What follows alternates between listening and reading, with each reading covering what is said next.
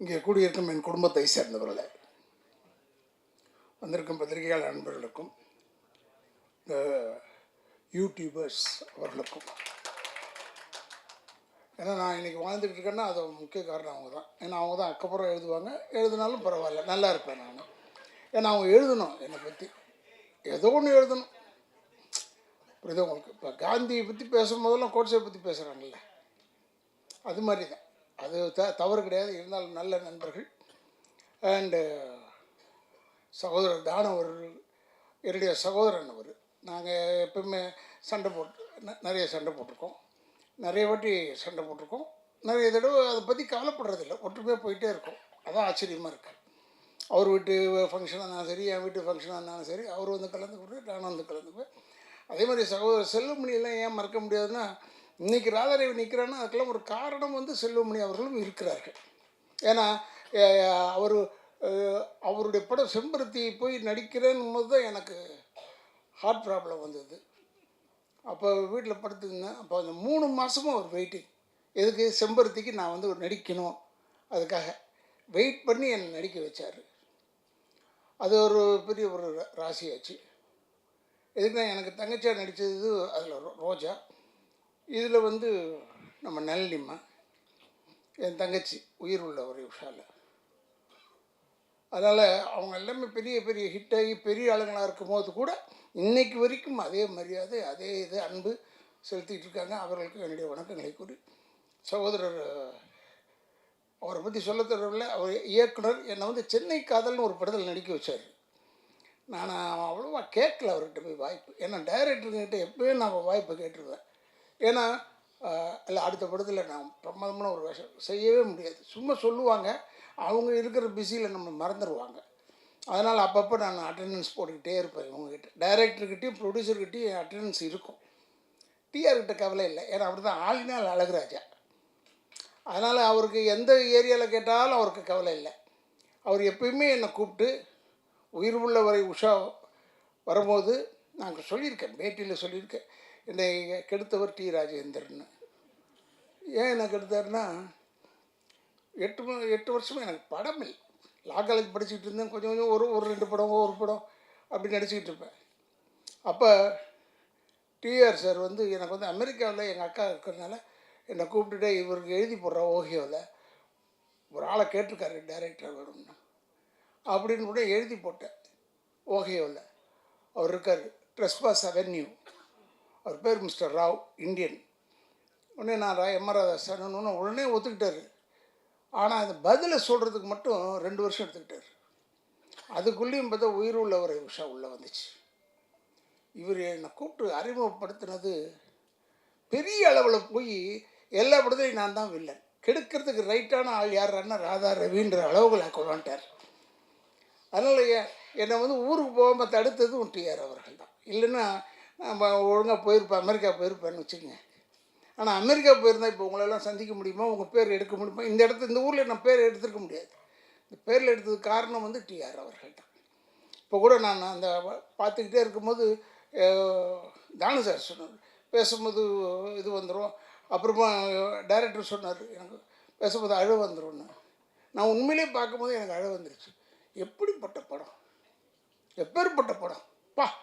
உயிர் உள்ள வரை உஷா. இவரை பார்க்குறதுக்கு நான் அப்போ சாந்தி விகார் பக்கத்தில் எங்கேயோ ஒரு ஃப்ளாட்டில் இருந்தார். சாரி, கங்கா அப்பார்ட்மெண்ட்ஸ் அங்கே இருந்தார்.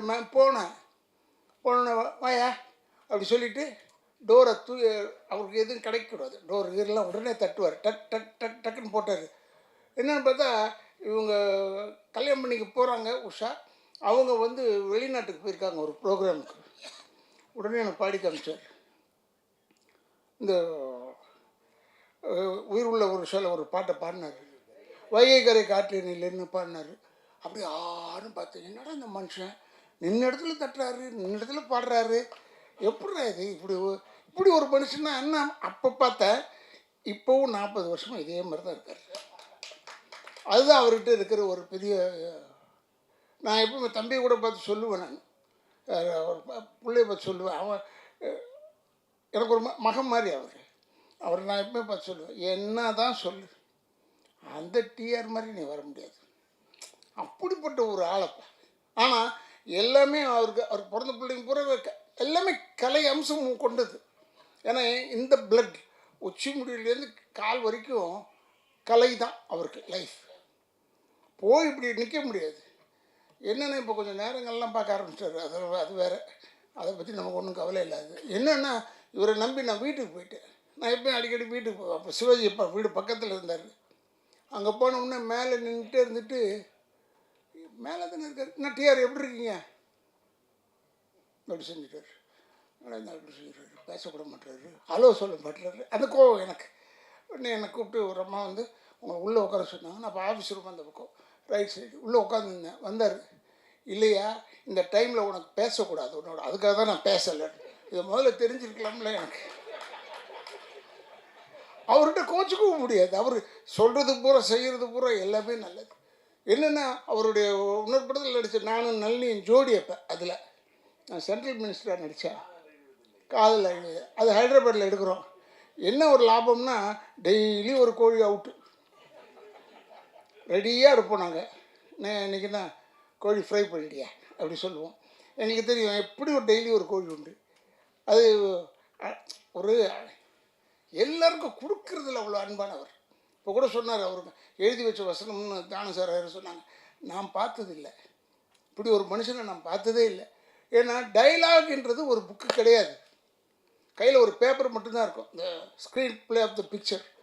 சீன் ஆர்டர் படி இவர் பாட்டுக்கு சொல்லிக்கிட்டே இருப்பார் டைலாகை. நம்ம பாட்டுக்கு சொல்லிக்கிட்டே இருக்கணும். திடீர்னு ஏவிஎம்மில் எடுத்துகிட்டு இருக்கும்போது இந்த படம் நான் காதல் ஏவியத்தில் எடுத்துக்கிட்டே இருந்தேன். இல்லை ஏன்னா நீங்கள் எடுத்தது ஏவிஎம்மில் இது தான். இந்த ஒரு சீன் எடுத்தீங்க, சுற்றி நடந்து வந்தேன். நடந்து வர இவர் பாட்டுக்கு டைலாக் சேர்க்குறாரு ஒரு பாட்டுக்கு. நானும் விடாமல் அப்படியே நடந்து பேசிக்கிட்டே இருந்தேன். அப்போ திடீர்னு ஒருத்தன் எட்டி பார்த்துட்டான் அங்கேருந்து. யார் அதை எட்டி பார்த்ததுன்னு நாங்கள் பேசிக்கிட்டு இருந்தது தான். இவர் உடனே யாரும் அவன் எங்கடா அப்படி வந்தார். உடனே இப்படி பார்த்தாரு. பார்த்துட்டு சரி அவன் இந்த வீட்டு வேலைக்காரன், கதையை வச்சுக்க. டே எவனாலையும் செய்ய முடியாது. அவன் நல்ல நேரம் பாரு, இந்த வீட்டு வேலைக்காரன் ஆகிட்டான். அவன் ஓடியே போயிட்டான், அடுத்த தெருவுக்கு ஓடி போயிட்டான். ஒரு கத்துல அது மாதிரி ஒரு ஒரு ஒரு அழகான ஒரு விஷயங்கள் அவர்கிட்ட நிறைய இருக்குது. அவர் எப்பவுமே இன்வால்வ் ஆகிடுவார். அவர் எதில் போட்டாலும் அவர் இன்வால்வ் ஆகிடுவார். இப்போ கூட சொன்னார், உயிர் உள்ள ஒரு விஷயம் எடுக்க திருப்பி ரீரிலீஸ் பண்ண போகிறோம் வந்துருன்னு சொன்னார். நான் வந்துட்டேன். ஏன்னா உயிர் உள்ளவரை உஷாவில் நடிக்கும்போது என்ன பயமோ அதே பயம் இப்போவும் இருக்குது அவர்கிட்ட. ஏன்னா எனக்கு வந்து அவர் பசுக்குன்னு திட்டி விடுவார். அவர் யாரையும் பார்க்கல மாட்டார். அதெல்லாம் எவ்வளோ பெரிய ஆளாக இருந்தாலும் சரி, டக்குன்னு தப்பாக இருந்ததுன்னு நான் உடனே திட்டிட்டு வர்றேன். ஏன்னா இவர் வந்து அவங்க அம்மா மேலே எனக்கு இவர் மேலே ரொம்ப பிரிய வந்தது காரணம், தஞ்சாவூரில் இந்த உயிர் உள்ள ஒரு ஷோ நடத்திக்கிட்டு இருந்தோம். அப்போ அவங்க அம்மா வந்தாங்க, டிஆருடைய அம்மா. எவ்வளோ மரியாதை கொடுத்தாரு என் அம்மா. நான்லாம் தாய்னாலே நான் வீக்னஸ்ஸு எனக்கு. அப்புறம் இவர் பயங்கரமாக அவங்க அம்மாவுக்கு மரியாதை கொடுத்து கூப்பிட்றது என்ன, எவ்வளோ பெரிய டிஆர் அவனை அவங்க அம்மாவுக்கு இவ்வளோ பெரிய ஒரு மரியாதை கொடுக்குறாருன்னு எனக்கு ரொம்ப. அதுலேருந்து அவர் கூப்பிட்றாருன்னு உடனே நேராக போயிடுவேன். அதுக்கப்புறம் தான் மற்றது எல்லாமே. அந்தளவுக்கு ஒரு நல்ல மனிதன். அவர் டைலாக் எழுத மாட்டார், ஆனால் பேசிக்கிட்டே இருப்பார். இந்த சீனில் வந்தது அந்த சீனில் வராதுன்றது வேறு, இந்த படத்தில் வந்தது அந்த படத்தில் வராது. அந்த டேலண்ட் வந்து வேறு யாருக்குமே கிடையாது. நான் பார்த்த வரைக்கும், நான் பார்த்த நடிகர்கள் வரைக்கும் இல்லை. ஏறத்தாழ ஒரு 42 வருஷம் முடிச்சா இந்த படம் வந்து 40 கழிஞ்சது போ 83 போயிட்டு அடிச்சிருக்கோம் இப்படி. ஆனால் அப்பா 40 இயர்ஸ் 2 இயர்ஸுக்கு அப்புறமா இன்னும் அதே மாதிரி இருக்கிற ஒரு மனுஷன் டச் அவுட் அப்படியே இருக்கணும். டிஆர் நல்லா இருக்கணும். எங்களெல்லாம் வளர்த்து விட்டு அழகு பார்த்துட்டார். எல்லாரையும் வளர்த்து விட்டு அழகு பார்த்தார். உயிர் உள்ள ஒரு உஷா முடிகிறதுக்குள்ளே சௌகர் நம்ம வீட்டில் ஷூட்டிங்கு அங்கே முடிகிறதுக்குள்ளே இந்த பஞ்சாயத்து பண்ணி என்னால் முடித்த டயர்டாயிட்டேன். தனியாக சிரிக்கிறா பாருங்க நல்ல டெய்லி பஞ்சாயத்து. இவர் அப்போ இன்னும் இளமை வேறு இருக்க. 40 வருஷத்துக்கு 42 வருஷம் பின்னாடினா எவ்வளோ பெரிய இளமை செய்வார். இன்னும் இது வந்து நான் முடியாது, ஏன்னா இதுவும் கோக்காரு. அப்புறம் நம்ம கெஞ்சி இல்லைம்மா அது வந்து அது அது அப்படி தான் சொல்லிகிட்டே இருப்பேன். அப்படி கெஞ்சி டெய்லி பஞ்சாயத்து. அப்படி இருந்து படம் முடித்து படம் ரிலீஸ் ஆகி ஓடுது. அசந்துட்டோம். என்னை அதே கல்பனா ஹவுஸில் என்னை இவர் சார் வந்து அந்த பைக்கில் சுற்றி வருவேன். அப்போ இவர் செயின் ஜெயபாலா நடிக்கிறார். அந்த வீட்டில் அவர் அவுட் சின்ன கேட் இருக்குது, அதில் தான் இவர் இருப்பார். கதவு திறப்பார். உசிலமணின்னு வந்தார். அப்போ அவர் வந்து யார் அது அப்படி கதவு தட்டினார். இவர் டடாக்கு திறந்தார். பாருங்க, ஜகான் சொன்னார். ஒன்றா இருந்தாலும் உண்மையிலே சொல்கிறேன், இவர் உசிலமணி ஓடுறாரு. ஏங்கன்னா இல்லை அவர் ஜகான் சொன்னார். அவர் ஜகான் சொன்னது என்னென்னா அவருடைய ஒரு எக்ஸ்பிரஷன் ஆஃப் ஸ்பீச். அது ஜகான் சொல்கிறது. நீ எதுக்கு இல்லை ஜகான்னா ஹிந்தியில் ஓடுன்னு அர்த்தம். அதான் பின்னாடி போயிட்டு தம்பின்னு சொல்கிறாரு. அதனால் சிரிக்க அது இல்லைங்க. நைட்டில் இத்தனைக்கும் நைட்டில் இது நடக்குது. அது மாதிரி ஒரு அற்புதமான நிகழ்ச்சிகள் நிறைய இருந்தது. அவர் வேணும்னே அதை செய்கிறது இல்லை. அவர் அப்படி தான் அது உள்ளே இன்வால்வ் ஆகிட்டார்னா அவருக்கு சுற்றி இருக்கிறது என்னன்னே தெரியாது. அந்தளவுக்கு ஒரு அற்புதமான மனிதன், நல்ல மனிதன், நல்ல இதயம் கொண்டவர். அவர் இப்போ எங்களை வந்து என்னை வந்து சொல்லியிருக்காரு. அடுத்த படத்தில் ஏதோ நடிகன்னு ஒரு படத்தில் சொல்லியிருக்காரு. நான் நடிக்கிறேங்கன்னு சொல்லிட்டேனே ஒழிய இன்னைக்கு வரைக்கும் திக்குன்னு இருக்கவில்லை. இவரோட போய் நடிக்கணும்னா என்ன கண்டிஷனில் போகணும், என்ன மாதிரி போகணும். ஏன்னா இப்போ நமக்கு ஏஜ் ஆகிடுச்சு. எனக்கு 72 ஆகிடுச்சே. இப்போ போயிட்டு இந்த மாதிரி இளமையாக சரி எப்படியோ ஒன்று நான் மொல்லம்மா நல்லிட்டம்மா கேட்டேன். நல்லிம்மா நீ இருக்கிற அந்த படத்தில் அண்ணா நான் இருக்கிறேண்ணே அண்ணா. அப்பாடா 2 பேர் ஆச்சு கணக்கில்.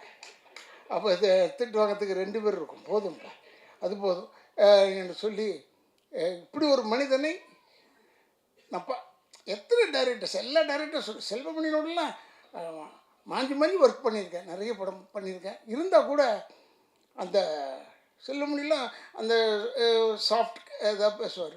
இவர் அப்படி இல்லை. இவர் ஸ்டார்ட் கேமரான்றதுக்கு முன்னாடியே ஆரம்பிச்சிருவார். நம்ம எங்கே போய் ஸ்டார்ட் பண்ணுறது எங்கே எண்டு பண்ணுறதுனே தெரியாது நமக்கு. அந்தளவுக்கு கொண்டு வந்து விட்டுருவார். என் வண்டியை தான் நிற்க வச்சாங்க அந்த ஷாட்டில். உங்களுக்கு ஞாபகம் இருக்குன்னு நினைக்கிறேன். பைக் மேலே பறந்து இப்படி வருவார். அந்த ஷாட் போடல இப்போ ட்ரெய்லரில், படத்தில் இருக்குது. நாங்கள் நிற்போம். என் ஃப்ரெண்டு வீட்டில் தான் எடுத்தோம், சீத்தாராம் வீட்டில். இப்படி பைக் எடுத்துகிட்டு பறந்து டூப்பு தான் வந்து என் வண்டி இடிச்சிட்டான் பின்னாடி வீட்டில். இடித்து அந்த ஃப்ரேம் ஆஃப் த அம்பாசிடர் கொஞ்சம் மாறி போச்சு. உடனே நான் இவர்கிட்ட போய் சொன்னேன், டிஆர் இப்படி பாருங்க இப்படி பண்ணிட்டேன்னு. அப்படியா நான் பார்த்துக்கிறேன் போனால் அதை கரெக்ட் பண்ணி திருப்பி அந்த பாடியை கொண்டாந்து அதை ஸ்டடி பண்ணுறதுக்கு பல லட்சம் ரூபாய் செலவு. அப்போ அவ்வளோதையும் செஞ்சு கொடுத்தாரு. அப்படி ஒரு நல்ல மனிதன், நல்ல இதயம் கொண்டவர் அவர். இவர் செய்வாரோ மாட்டாரோன்னு பயந்து போய் கேட்டது ஒன்று உண்மை. இப்போ சொல்லிடுறேன், உனக்கு ஒரு வேலை இல்லையாப்ப அப்படி சொல்லிட்டாருன்னா என்ன செய்கிறது? இவர்கிட்ட பேசவும் முடியாது. நம்ம இப்போ உஷால் நினச்சிக்கிட்டு இருக்கேன். அது மாதிரி ஒரு நல்ல ஒரு மனிதன், நல்ல இதயம் கொண்டவர். இப்போ நான் படம் பார்க்கும்போது அப்படியே நல்லிம்மாவை பார்த்துட்டு இருந்தேன். என்ன அழகு! அதே அழகு இப்போவும் இருக்குது, வேறு விதமாக இருக்குது. அப்போ பார்க்குறதுக்கு அவ்வளோ அழகு. அந்த படுபாய் இப்போ இந்த கங்கா இதெல்லாம் அனுபவிக்க முடியாமல் போயிட்டானேன்றது தான் வருத்தம். ரொம்ப ஒரு கங்காலாம் நான் வந்து சாமி ஞானச்சேரி சாமியில் போய் பார்க்கறதுக்கு போகும்போது கங்காலாம் க்யூவில் சரி பண்ணிக்கிட்டு இருப்பான். அந்த அவருடைய ஆசீர்வாதம் தான் இவர் படத்தில் நடித்தார், அவர் ஹீரோவாக. ஆனால் கங்கா அப்புறமா வந்து அவன் இல்லையேன்னு போது இன்றைக்கி நான் வரும்போது இதுதான் மனசில் வச்சுருந்தேன். கங்கா இல்லைன்னு போது வருத்தமாக இருக்குது. அவன் இருந்ததை இன்னும் சந்தோஷப்பட்டிருப்பாங்க என்று சொல்லி பல பேரை திருப்திப்படுத்தக்கூடிய அளவிலே இருக்கக்கூடிய நம்மளுடைய சகோதரர் டிஆர் அவர்கள், அவருடைய ஆசீர்வாதம், அவருடைய நல்ல எண்ணம் தான் அவர் பிள்ளையெல்லாம் பெருசாக தூக்கிட்டு வருது, மேலே கொண்டாந்து வச்சுருக்கு. சில பேர் என்னை கேட்டாங்க, ஃபங்க்ஷனில் கூட கேட்டாங்க. இந்த ஃபங்க்ஷனில் இன்னொரு ஃபங்க்ஷன், வெளிநாடு ஃபங்க்ஷன் ஒன்று பேசிக்கிட்டு இருக்கும்போது, சார் இவர் வருவாரா? யாருன்னு. எஸ்டிஆரா? அவரை கூப்பிட்டு என்ன செய்ய போகிறாரு? இல்லை அவர் வந்தார்னா செம்ம கலெக்ஷன் ஆகும் சார். அதுக்காகவா? என்னால் அந்த வேலைலாம் கிடையாது, எனக்கு அந்த வேலைலாம் கிடையாது. ஏன்னா நான் நேராக போய் டேரக்டர் தான் பேச தெரியும். டிஆர் வந்து அவர் ரூமில் உட்கார்ந்துருக்கிறதே ஒரு கலை அம்சம் கொண்டது ஒரு விஷயம். நான் பெருமைக்காக சொல்ல, கலை அம்சம் எல்லா ஏரியாலையும் கலை அம்சத்தோடு தான் இருப்பார் அவர். அவர் வெற்றித்தனமாக பேசி நான் பார்த்ததில்லை, கேட்டதில்லை. வெற்றித்தனமாக நான் வெற்றித்தனமாக நிறைய பேசுவேன். இப்போ பேசிகிட்டு இருக்கேன், இதில் பாதி வெட்டி பாதி நல்ல விஷயம் இல்லை, அது மாதிரி தான். நான் வந்து எப்பவுமே பேசிக்கிட்டே இருப்பேன், அப்படியே அரட்டடிப்பேன் எல்லாம் பண்ணுவேன். அவர் மட்டும் அப்படி இல்லை, எதை தொட்டாலும் சினிமா தான், எந்த பக்கத்தை தொட்டாலும் சினிமா தான். சினிமாவை தவிர வேறு எதுவுமே தெரியாது டிஆர் அவர்களுக்கு, வேறு எதுவுமே தெரியாது, கண்ணிலையும் படாது அவருக்கு. அந்த மாதிரி ஒரு நல்ல ஒரு இதயம் கொண்டவர். இந்த படத்தை ஏதோ 13ஆம் தேதி ரிலீஸ் பண்ணுறாருன்னு சொன்னாங்க. அப்போ சொன்னாங்க காதலர் தினம் அந்த தினம், அதெல்லாம் அவர் பார்த்துருப்பாரியா, அவர் பார்க்காதே கிடையாதுங்க. ஏன்னா உயிர் உள்ளவரை உஷா மாதிரி ஒரு காதல் படம் இது வரைக்கும் வந்து தான் கேட்டு வரல. அது ஒரு ஆச்சரியம் அவர்கிட்ட தான். அதிலெல்லாம் நாம் நடிச்சிருக்கோம்னா எங்களுக்கு பெருமை. இப்போ என்னை கூப்பிட்டதுக்கு நான் ரொம்ப பெருமைப்படுகிறேன் என்று சொல்லி என்னுடைய குடும்பத்தின் சார்பாகவும் திராவிட இயக்கத்தின் சார்பாகவும் என்னுடைய வாழ்த்துக்களை கூறி எல்லா இளைஞர்களுக்கும் ஒன்றே ஒன்று சொல்லிக் கொள்கிறேன், தாய் தந்தையரை முதியோர் இல்லத்தில் சேர்த்து விடாதீர்கள், கடைசி வரைக்கும் வச்சு காப்பாற்றுங்க என்று சொல்லி விடைபெறுகிறேன். நன்றி நன்றி நன்றி. மேடையில் அமர்ந்திருக்கும் ஜாம்பவான்களுக்கும் இந்த மாதிரி ஒரு விழாவை உண்மையிலே நான் எதிர்பார்க்கவே இல்லை. வந்திருக்க அத்தனை நல்லுள்ளங்களுக்கும் முதல்ல என்னோடய வணக்கம். உயிர் உள்ளவரை உஷா உண்மையிலே மறக்க முடியாத நிறைய நல்ல அனுபவங்கள்லாம் இருக்குங்க. எங்கள் அம்மா வந்து நான் மண்ணாக இருந்தேன்னு ஒரு சிற்பமாக்குனார். அந்த சிற்பத்துக்கு உயிர் கொடுத்த என் ஆசான், என் தகப்பன் சாமி, என் குரு. அதாவது எவ்வளோ சொன்னாலும் என் சாமிக்கு வந்து பத்தாது. ஏன்னா எங்கள் டிஆர் சார் வந்து எப்படின்னா என்னை செதுக்கினது மட்டும் இல்லை, நான் வந்து ரவி அண்ணன் சொன்ன மாதிரி நடுவில் நிறைய கோச்சிக்கிட்டு இல்லை நான் நடிக்க மாட்டேன்னு போனால் அடுத்த நாள் எங்கள் வீட்டில் வந்து இல்லை இவ திருப்பி நடிக்க வரணும்னு சொல்லிட்டு நான் தான் வேணும் அப்படின்னு சொல்லி திருப்பி வந்து ஆக்ட் பண்ண வைப்பார் என்ன. அதுக்கப்புறம் திருப்பி அங்கே இருக்கிற ஒரு சில ஆர்டிஸ்ட் என்ன பண்ணுவாங்க, அவங்களோட சிஸ்டர்ஸ்லாம் கொண்டு வந்து நடிக்க வச்சாங்கல்ல சார், எல்லோரும் நடிக்க வச்சாங்க. ஆனால் அப்போவும் எங்கள் சார் எனக்கு ஹீரோயின்னா நளினி மட்டும்தான், நளினி பண்ணாதான் இந்த நான் படம் பண்ணுவேன்னு சொல்லிட்டு யாருமே செய்யாத ஒரு பெரிய விஷயம். இன்றைக்கி உங்கள் எல்லாரோடையும் இருக்கிறேன், பேசுகிறேன். எல்லாத்துக்கும் ஒரே காரணம் என் சாமி டிஆர் சார் மட்டும்தான். அப்போ சின்ன வயசு, புரியாத வயசு, எதுக்கு யாரோ என்னை சத்தம் போடுறாங்கன்னு சொல்லிட்டு அடிக்கடி நான் கோச்சிப்பேன்.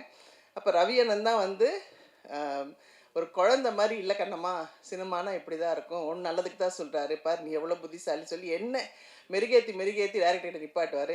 எங்கள் டைரக்டருக்கு எதுக்கு என்ன பிடிக்கும்னா, நான் வேறு எந்த டிஸ்டர்பன்ஸ் இல்லை, எங்கள் டைரக்டர் என்ன சொன்னாலும் மேலேருந்து கீழே விழ சொன்னாலும் ஏன் என்னன்னு கேட்க மாட்டேன், விழுவேன். அவர் எவ்வளோ டைலாக் சொன்னாலும் அவர் வாயை பார்த்துட்டே இருந்து அதே மாதிரி பேசுவேன். அதே மாதிரி 24 மணி நேரம் அவர் நடிக்க சொன்னாலும் அவருக்கு பேக்கப் சொல்கிறதே பிடிக்காது. சூரியன் வந்தாலும் வரலன்னாலும் நடிச்சுக்கிட்டே இருக்க சொன்னாலும் நடிச்சுக்கிட்டே இருப்பேன். அதனால் அவருக்கு நளினியை தவிர வேறு எந்த ஆர்டிஸ்ட்டுமே பிடிக்காதுன்னு நான் மனசார சொல்லுவேன். ஏன்னா அவருடைய அடுத்த படம் தங்கைக்கு ஒரு கீதத்துலேயே இருக்கட்டும், உறவே காத்துக்கிலையும் நான் தான் நடித்தேன். அதுக்கப்புறம் டேட்ஸ் காரணமாக என்னால் நடிக்க முடியாமல் போச்சு. எவ்வளோ நல்ல விஷயங்கள் எனக்கு கற்றுக் கொடுத்துருக்காரு எங்கள் டைரக்டரு. எனக்கு ஒரு சமயம் நான் அவர் விட்டு வந்ததுக்கப்புறம் என்னை திருப்பி முதல்ல காதல் அழிவதில்லை எங்கள் டைரக்டர் கூப்பிட்டு என்னை பார்த்த உடனே ஒரு தகப்பன் எப்படி கண்ணீர் விடுவாரோ அந்த மாதிரி விட்டு, நான் இருக்கேம்மா உனக்கு எத்தனை படம் வேணால் நீ நடிக்கலாம் அப்படின்னு சொல்லி என்னை திருப்பியும் நடிக்க வச்ச ஒரு ஆசான் அவர். ஸோ இவருக்கு நான் என்ன சொல்கிறது என்ன பேசுறதுன்னு எனக்கு தெரியல. அந்த மாதிரி ஒரு தெய்வம் எனக்கு இந்த மேடையை கொடுத்துருக்கு. இப்படி ஒரு விழாவுக்கு என்னை கூப்பிட்டதுக்கு ரொம்ப ரொம்ப சந்தோஷம். அதே மாதிரி தானு சார் படத்துலேயும் நான் தான் ஃபஸ்ட்டு ஹீரோயின். பட் அவங்கள பற்றிலாம் எனக்கு பெருசாக தெரியாது. ஆனால் அதுக்கப்புறம் அவ்வளோ பெரிய டிஸ்ட்ரிபியூட்டர் அப்படிலாம் சொன்னாங்க. என்னுடைய கல்யாணத்துக்கு நிறைய உதவினார் தானு சார், அவருக்கும் என்னுடைய பெரிய நமஸ்காரங்கள். செல்வமணி சார், விக்ரமன் சார், ரொம்ப சந்தோஷம். எவ்வளோ பெரிய ஜாம்பவான்கள் இவங்கெல்லாம். இவங்க இருக்கிற மேடையில் என்னை பேச வச்சதுக்கும் என்னை அழைச்சதுக்கும் ரொம்ப ரொம்ப சந்தோஷம். ஏன்னா ஒரு சாங் நான் வந்து வைகைக்கரை காற்றை சாங் பண்ணும்போதெல்லாம் பார்த்தீங்கன்னா எங்கள் சார் வந்து மியூசிக் வந்து ரெக்கார்டிங்கே பண்ணலை. அவர் வாயில் சொல்ல நீங்களை ஆக்ட் பண்ண சொல்லுவார், அவ்வளோதான். ஆனால் நான் அதுக்கப்புறம் வேறு படம் போய் ராம்நாதன் சார் படம் அடுத்த படம் பண்ணும்போது ராம்நாதன் சார் அப்படியே எங்கள் சாருக்கு ஆப்போசிட், பேசவே மாட்டார்.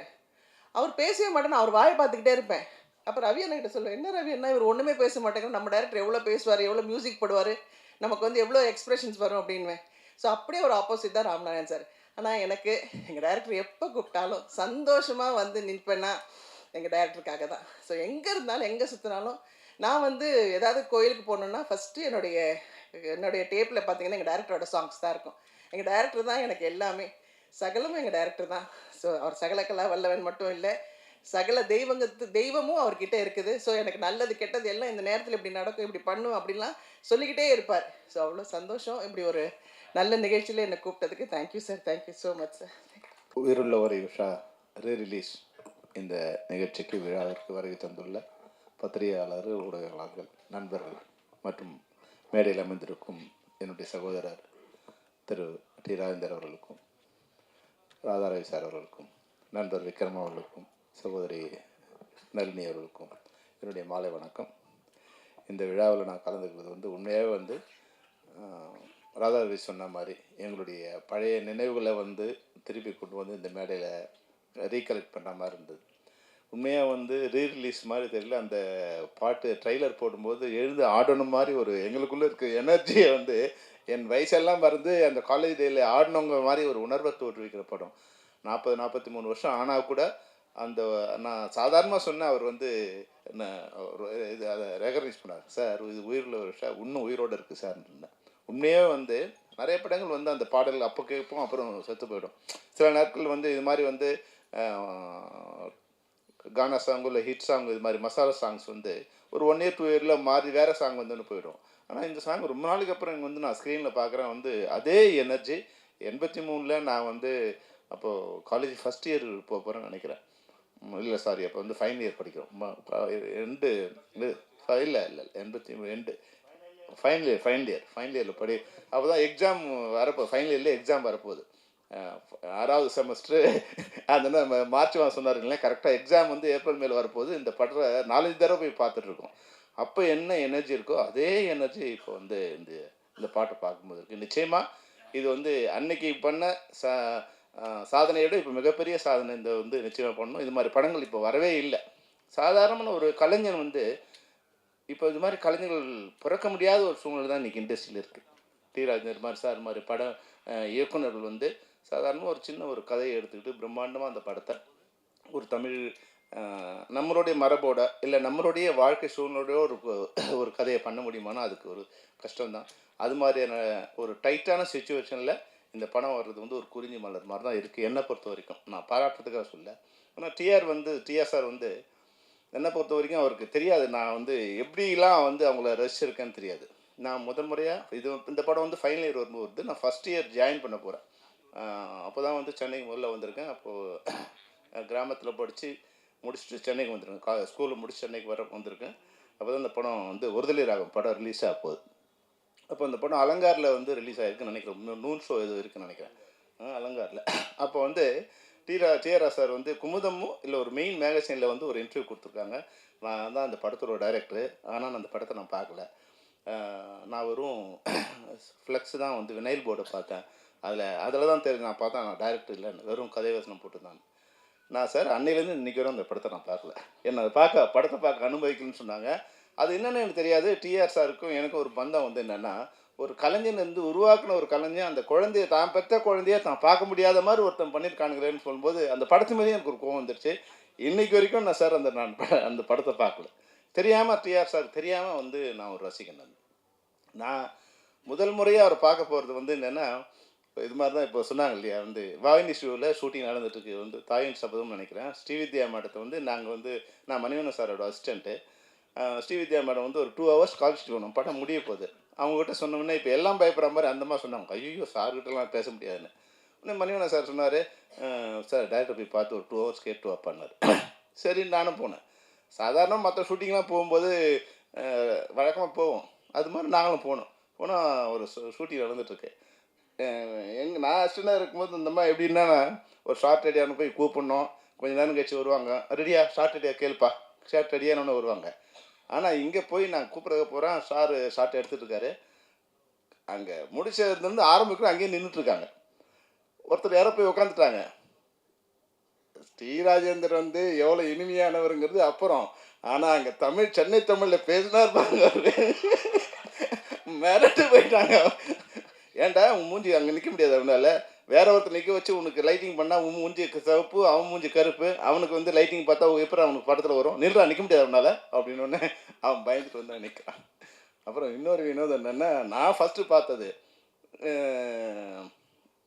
ட்ராலி வந்து அப்படி போயிட்டு இருக்கும்போது ட்ராலியும் ஜூமும் கலந்து போகுது. ஸ்ரீவித்யா மேடம் வந்து நின்றுருக்காங்க. போகும்போது இவர் ரெடி சொல்லிட்டு அப்படியே அவர் ரீ ரெக்கார்டிங் மாதிரி வாசிக்கிறாரு. பயங்கரமாக வாசிட்டு போகும்போது யாரோ ஒருத்தர் சிரிச்சிட்டான். ஐயோ, அடுத்து கட் சொல்லிட்டு கத்தனார் பாருங்க, யார் அந்த இதெல்லாம் சொல்ல முடியாத வார்த்தைன்னு. நான் வந்து அங்கே தான் இப்போ தான் போய் கூப்பிடலான்னு போய் நின்று, எவனா முதல்ல வெளியே அனுப்பிடா அவனுன்னாரு. இந்த வேலைக்கார மாதிரி தான் அந்த படத்தில் வந்து வேலைக்கார மாதிரி ஓரமாக நின்று இருக்கல, அப்படியே ஒதுங்கி பயமாக நின்ட்டேன். பயங்கரமாக கத்தை அந்த கலைஞன்னா நான் பார்க்காத டைரக்டர் வந்து டைரக்ஷனுங்கிறது நாங்கள் சொல்லிவிட்டு நாங்கள் ராமநாதன் சார் மாதிரி தான் நாங்கள் சொன்னோமா, அது வந்து அவங்க நடிக்க கொஞ்சம் சொல்லி தருவோம், அவங்கள இது பண்ணுவாங்க, அவ்வளோ அப்படி தான் இருக்கும். ஆனால் மொத்த சீனையும் மொத்த டைலாக்கையும் அந்த மொத்த பாட்டையும் பாடி மியூசிக்கையும் வாசித்து பாட்டையும் பாடி மியூசிக்கையும் வாயில் வாசிச்சுக்கிட்டு ஒருத்தர் பண்ணும்போது உண்மையாக கொஞ்சம் வினோதமாக தான் இருந்தது எனக்கு பார்க்கும்போது. ஆனால் அதனுடைய அந்த இன்வால்மெண்ட் இருக்கு இல்லையா, அது பயங்கரமாக இருந்தது.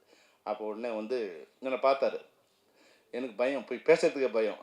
ஆனால் நான் மணிவண்ணன் சார் அசிஸ்டன்ட் சொன்ன உடனே மணிவண்ணன் சாருக்கு என்ன மரியாதை கொடுப்பார் அதே மரியாதை, எங்கள் சேர் போட்டாங்க உட்கார உடனே வந்து அப்படின்னு சொல்லி டைரக்டருக்கு நான் மரியாதை கொடுத்து, மணிவண்ணன் சார் இது மாதிரி சார் கொஞ்சம் கேட்டாருன்னா, பரவாயில்லப்பா இந்த சொல்லி பரவாயில்லையம்மான்னு கேட்டார். பரவாயில்லன்னு சொல்லி அந்த 2 ஹவர்ஸை வந்து அட்ஜஸ்ட் பண்ணி கொடுத்தாரு. அதாவது வந்து பார்க்க கரடு முருடாக தெரிய ஒரு மனிதன் வந்து உண்மையில் வந்து உள்ளத்தால் வந்து அவ்வளோ வந்து இனிமையானவர், மற்றவங்க மதிக்க தெரிஞ்சவர், ஒரு கலைஞன், கரைபடாத கலைஞன், ஒரு கண்ணியமான கலைஞன். அந்த படங்களில் இருக்கிற டி ராஜேந்தர் வந்து உண்மையான ஒரு கலைஞன். நான் பார்த்ததில் பல நேரங்களில் பார்த்துருக்கேன். அது மனிதர் எப்படின்னா, எனக்கு ஒரு இக்கட்டான சூழ்நிலை ஒன்று வந்து ரோஜாவுக்கு ஒரு விழா நடத்தணும்னு நாங்கள் நினைக்கிறோம். விழா நடத்தும்போது ரோஜா வந்துட்டு 100 படம் முடித்தாங்க, அவங்களுக்கு ஒரு விழா நடத்தலாம், சரி எல்லாம் பண்ணிட்டோம். பண்ணி ஃபங்க்ஷன் நடக்கும்போது தான் தெரியுது இந்த தமிழ் சினிமாவோட இன்னொரு இது தெரியுது.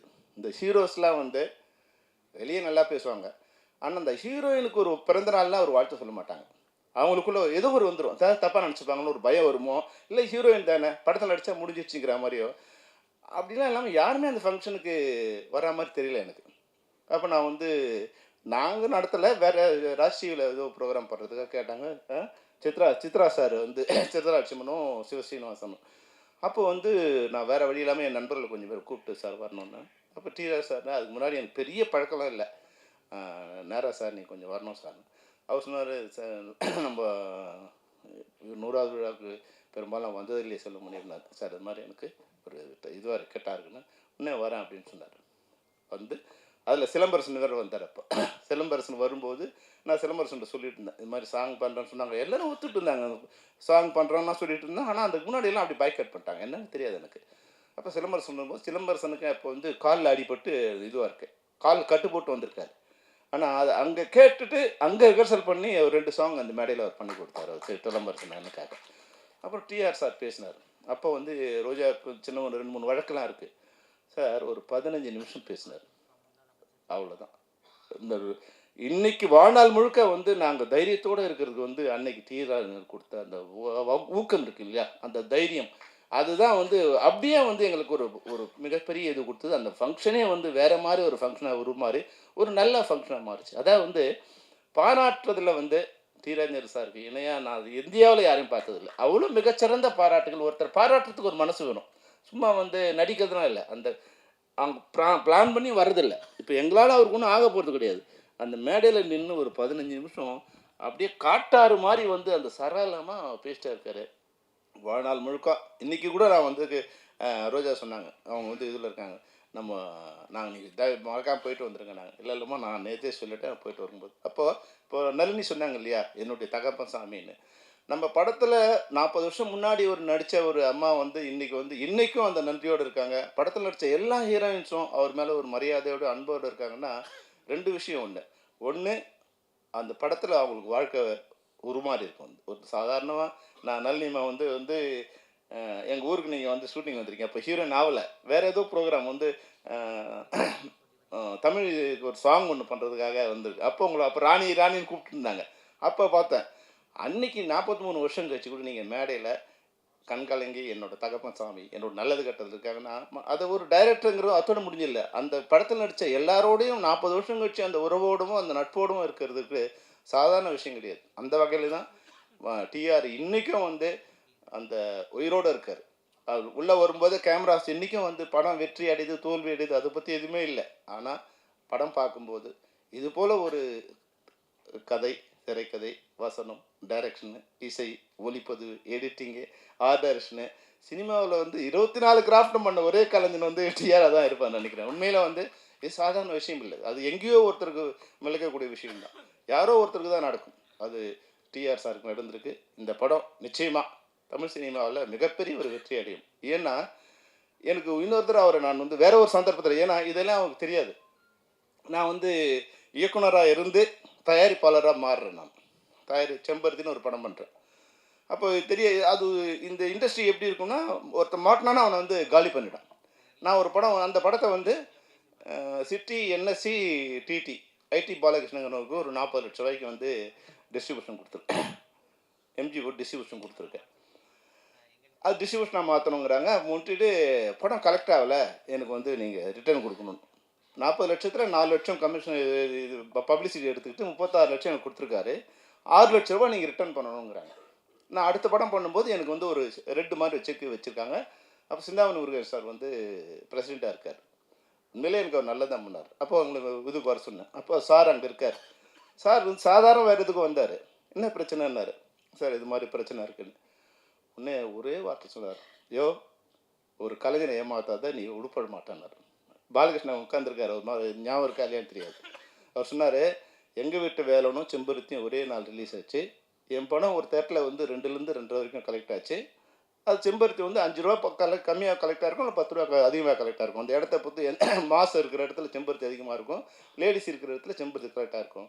எனக்கு வந்து சென்னையும் டிடியும் செங்கல்பட்டும் 2.25 கோடி ரூபாய் கலெக்ட் ஆகிருக்கு. அது செம்பருத்தி வந்து 2 கோடி கலெக்ட் பண்ணிருக்கணும், 2.5 கோடி கலெக்ட் பண்ணிருக்கோம். ஆனால் அவங்க கொடுத்தது வந்து 30 ரூபா தான் கலெக்ட் பண்ணியிருக்கோம் கொடுத்தாரு. அப்போ சொன்னார், நீ இந்த பையனை ஏமாத்தினு நான் வாழ்க்கையில் உருப்பட மாட்டேன்னாரு. அந்த சாகம் அப்படியே வந்து முடிஞ்சு அந்த ஒரு 1 year 2 year நான் சொன்னேன், சார் என்னை இதுலேருந்து ரிலீவ் பண்ணிடுங்க, இவருக்கு நான் கொடுக்கணுமா இப்போயே கொடுத்து முடிச்சிடுங்க, ஏன்னா இந்த ஆள் மூஞ்சில் நான் இனிமேல் முடிக்க விரும்பல சார்னு. சிந்தாமணி ஒரு சரி நானும் அவனுக்கு ஹெல்ப் பண்ணார். அப்படிலாம் இல்லை, ரிட்டர்ன்லாம் கொடுக்க வேண்டியதில்லை, இந்த படம் வரவு இல்லை செலவு இல்லைன்னு படத்தை முடிச்சு என்னை அதிலேருந்து ரிலீவ் பண்ணார். ஆனால் டிஆர் சார் சொன்ன வார்த்தை அது தப்பாக சொல்ல விரும்பல. ஒரு 2 years கழிச்சு அவர் வந்து வேறு ஏதோ விபத்துலேயும் உடம்பு சரியில்லையும் இறந்து போயிட்டார். அப்போது அந்த கலைஞனுங்க வந்து எனக்கு வந்து அதுக்கு முன்னாடி அவர் எனக்கு பழக்கம் இல்லை, எந்த இதுவும் இல்லை. ஆனால் ஒரு நியாயம் தெரிஞ்ச அந்த நியாயத்துக்கு அன்றைக்கி வந்து ஐடி பாலகிருஷ்ணன் வந்து மிகப்பெரிய டிஸ்ட்ரிபியூட்டர். அவர் தான் வந்து புலன் விசாரணை என்எஸ்சியோட மிகப்பெரிய, இன்றைக்கி எப்படி வந்து ரெட் ஜெயிண்ட்டு அது மாதிரி இருக்கோ அது மாதிரி அன்றைக்கி வந்து என்எஸ்சியோட மிகப்பெரிய டிஸ்ட்ரிபியூட்டர் வந்து ஐடி பாலகிருஷ்ணன் இருந்துட்டுருந்தாங்க. அவர் என் படம் ரிலீஸ் பண்ணல அதெல்லாம் வேறு விஷயம். இது நியாயம், இந்த பையன் இது மாதிரி. அப்போது நியாயத்தை பேசுகிறோம். அதனால தான் 45 வருஷம் 50 வருஷம் ஆனாலும் இன்றைக்கும் வந்து டிஆர் சாருக்கு வந்து இந்த இண்டஸ்ட்ரியில் மிகப்பெரிய ஒரு வேல்யூ இருக்குன்னா அதுதான் காரணமாக நான் நினைக்கிறேன். ஒரு நல்ல கலைஞன், ஒரு நல்ல மனிதன். அந்த மனிதனோட படம் வந்து இன்றைக்கி வந்து ரிலீஸ் ஆகிருக்கு. இது நான் சொல்லி அது படம் வந்து இது பண்ண வேண்டிய அவசியம் இல்லை. ஏன்னா அந்த படத்தை ஆட்டோமேட்டிக்காக படம் பார்த்த உடனே எழுந்து ஆட தோன்ற அளவுக்கு அந்த படம் வந்து அது சக்தியோடு இருக்குது. இந்த படம் மிகப்பெரிய வெற்றி அடையும். இந்த மேடையில் என்னை கூப்பிட்டு அதை வந்து பேச வந்தது, எப்படி என்னை கூப்பிட்டாரு எனக்கு தெரியாது. ஏன்னா அவர் எந்த வகையில் என்னை அழைச்சான்னு தெரியாது. ஆனால் எனக்கு ஒரு சந்தர்ப்பம், ராதாரவி சார் இருக்கிற மேடையில், விக்ரம் சார் இருக்கிற மேடையில் நானும் வந்து நின்று ஒரு கெஸ்ட்டாக இருந்தேன்.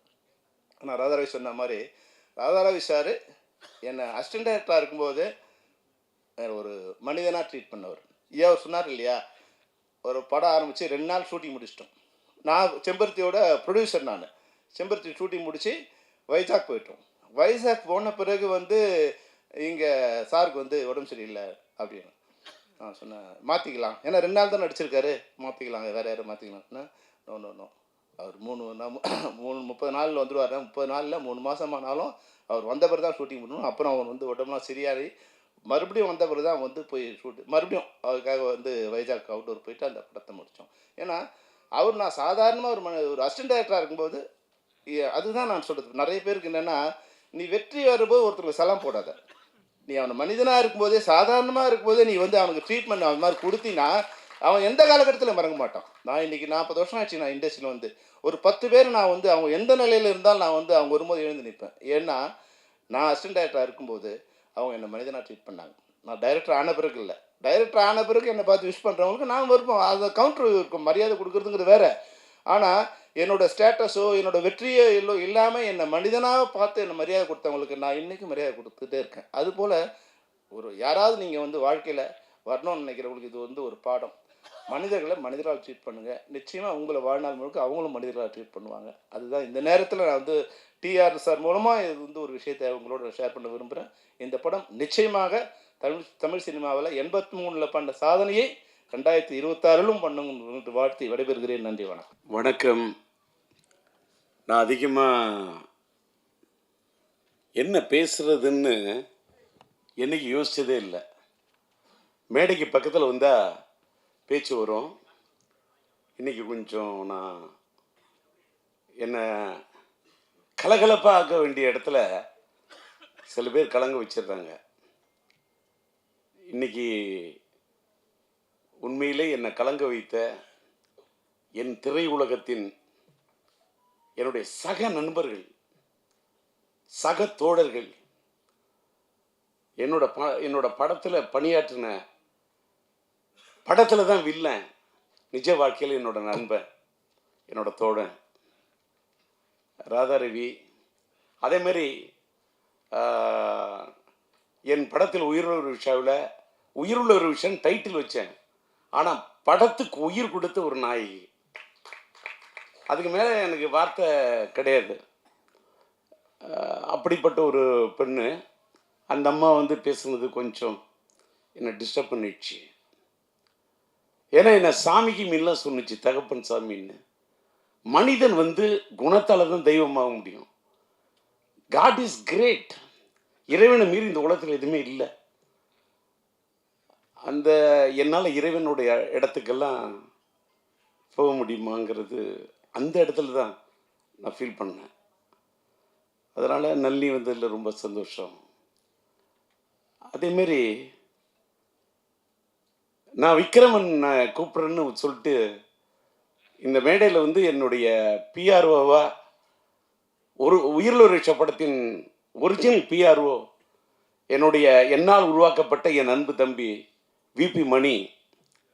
விபி மணிக்கு கூட நான் ஒரு பொண்ணோட போத்தணும்னு நினைக்கக்கூடிய அளவுக்கு ஒரு அற்புதமான ஒரு கேரக்டர். என்னடா ஒரு பிஆர்ஓக்கு அப்படின்னா, அதாவது பிஆர்ஓ தான் என் மெயின். ஒரு பூவோட வாசத்தை வெளியில் போய் சொல்கிறது தென்றல். அது மாதிரி ஒரு இயக்குனரை பற்றி, ஒரு தயாரிப்பாளரை பற்றி, ஒரு கலைஞனை பற்றி வெளியில் போய் எடுத்து சொல்கிறதே ஒரு பிஆர்ஓ தாங்க. ப்ரொடியூசர் எப்படி ஒரு முக்கியமோ, ப்ரொடியூசர் பிஆர்ஓடியூ சிஆர்னு ப்ரொடியூசர் போடுற மாதிரி அந்த ப்ரொடியூசருக்கு முன்னாடி இருக்கிறதே பிஆர்ஓ தான். ஒரு ப்ரொடியூசரையும் ஒரு இயக்குனரையும் ஒரு கலைஞனையும் ஒரு கதாநாயகனும் தன்னை எல்லாரையும் தூக்கி நிறுத்துறதே பிஆர்ஓ தான்.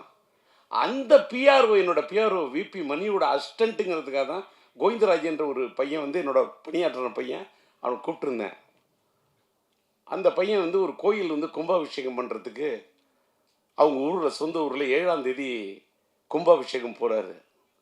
நான் இந்த மாதிரி கும்பாபிஷேகத்துக்கு போகிற இந்த நேரத்தில் என்ன பண்ணுறது, நான் இதே வேறு விஷயத்துக்கு வெளியூர் போகிறேன்னு ஒரு ஆள் சொல்லியிருந்தா, இல்லை கோவப்படுற பழைய டி ராஜேந்திரன் சிரிக்கிற அந்த ராஜேந்திரன் எங்கேயோ போயிட்டான்.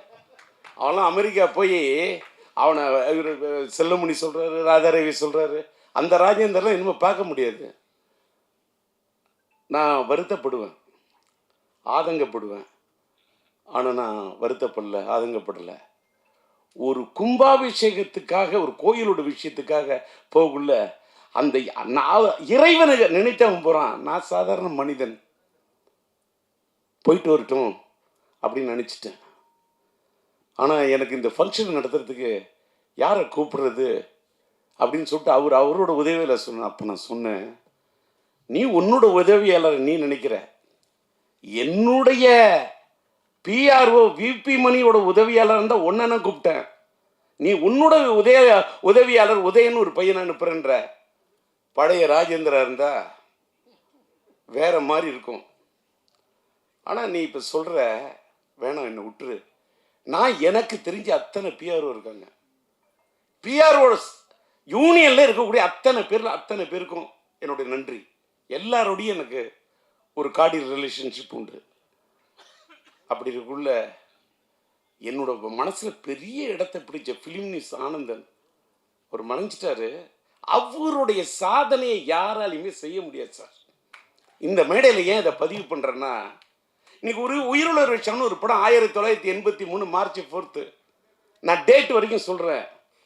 ஏன்னு கேட்டாக்கா, இதை சொல்லி அப்படியே டைவர்ட் ஆகிடும். நான் எம்ஏ ஹிஸ்ட்ரி ஸ்டூடெண்ட்டு, ஒரு gold medal student, BA gold medal. நான் எல்லாரும் என்னென்னமோ சொல்கிறாங்க. ராதாரவியை கேளுங்க, என்னைக்காவது டயலாக் பேப்பரை எடுத்து டயலாக்கை படித்து நான் பார்த்து டயலாக் சொன்னு சொல்லுங்க. இல்லை என்னுடைய படத்தில் உயிருள்ள நாயகி தங்கைக்கு ஒரு கீதம் படத்தினுடைய கீதம், காதல் எழுவதில்லை படத்தில் என்னுடைய கதாநாயகியின் தாயாக, என் கதாநாயகியுடைய தாயா நடிக்க வைக்கிறதுக்கு 1/2 மணி நேரம் எழுதிருக்கையா, நம்ப முடியுமா? என் நாயகி, என் கதாநாயகி, என் உயிருள்ள உறவு படத்துக்கு உயிர் கொடுத்த நாயகி. ஆனா என் படத்துல என் வாழ்க்கை ஆனது வசந்தம். அதனால் தான் வாழ்த்த வந்திருக்கிறது ஒரு புது வசந்தம். விக்ரமன் வந்திருக்காரு. சொல்லு, இன்னைக்கு கொடிகட்டி மாடியில் இருக்கக்கூடிய மார்க்கெட்ல இருக்கக்கூடிய இயக்குநர்களை அழைச்சு என்ன பாராட்டுன்னு அந்த பாராட்ட எதிர்பார்க்கிறோம் டி ராஜேந்தர் இல்லையா? என்னுடைய இது குழந்தை பாடும் தாலாட்ட சீராட்டி பாராட்டி தாளாட்டக்கூடிய ஒரு விக்ரமனையும் பார்க்கிற, ஒரு செல்வமணியை பார்க்கிற, என்னுடைய கலைப்புலி தானுவை பார்த்த. அவங்கெல்லாம் வெளியிலிருந்து வந்தவங்க. ராதா ரவி என் உள்ளத்திலிருந்து வந்த நண்பன். நளினி என் படத்திலிருந்து உருவான ஒரு நாயகி, நளின நாயகி, நடன தேவகி, நாட்டிய பைரவி. சும்மா எல்லாம் ஒரு ஆர்டிஸ்ட் எல்லாம் நான் நீ நல்லா நடிக்கிற, நீ பிரமாதமா வந்துருவ. நோ, படம் பாருங்க. 83 ரிலீஸ் ஆன படம். எல்லாரும் படத்தில் அந்த படத்தில் ஒரு தலை ராகத்தில் ராஜேந்தர் அது பண்ணாரு இது பண்ணாரு. விக்ரமன் என்னோட ரசிகர் சார், எனக்கு தெரியும்.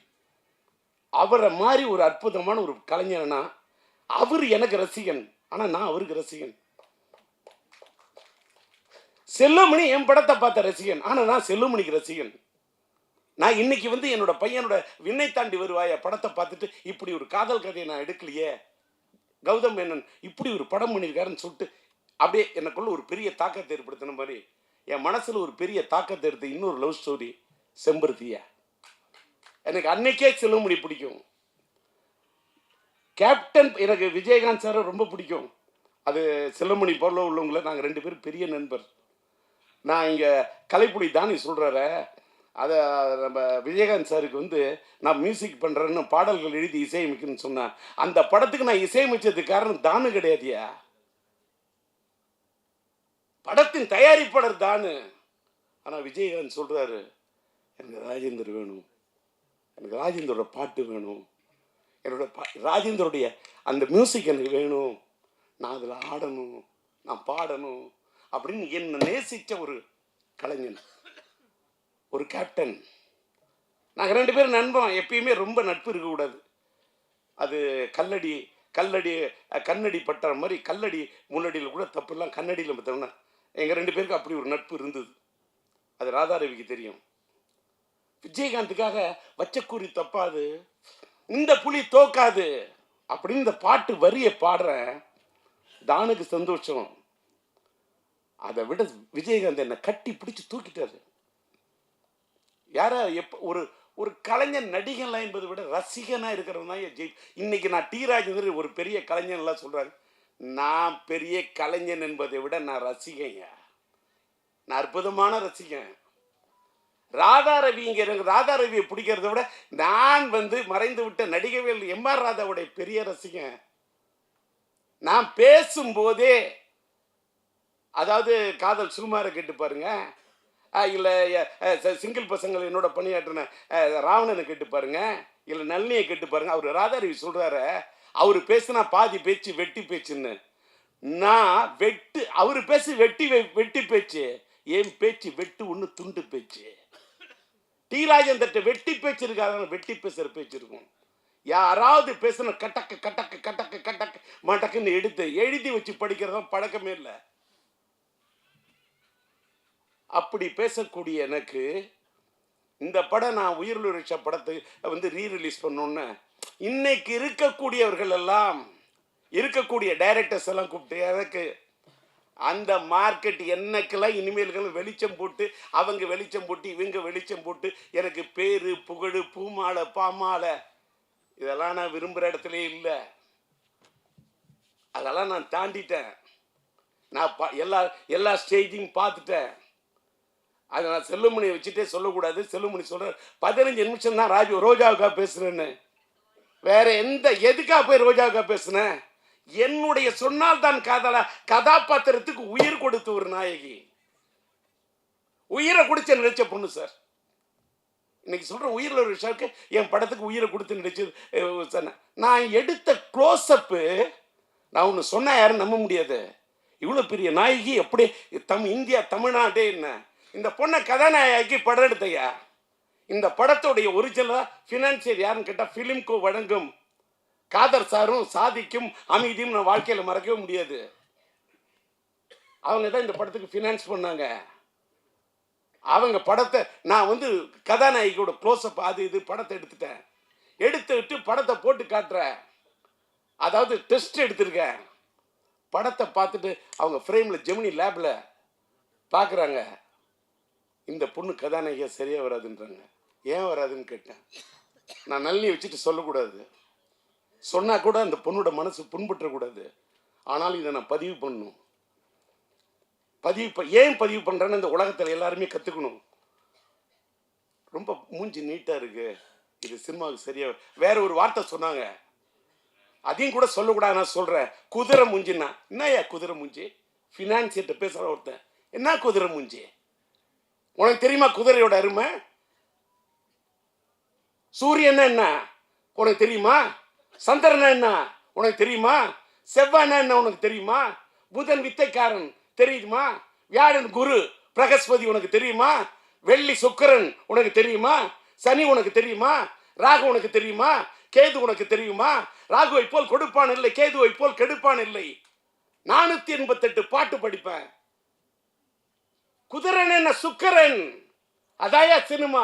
இந்த பொண்ணு தமிழ் திரையுலகத்தில் இந்திய திரையுலகத்தை கலக்குவாயா? அவதாயா ராணிலையா? இந்த பொண்ணு தாயா நளினி.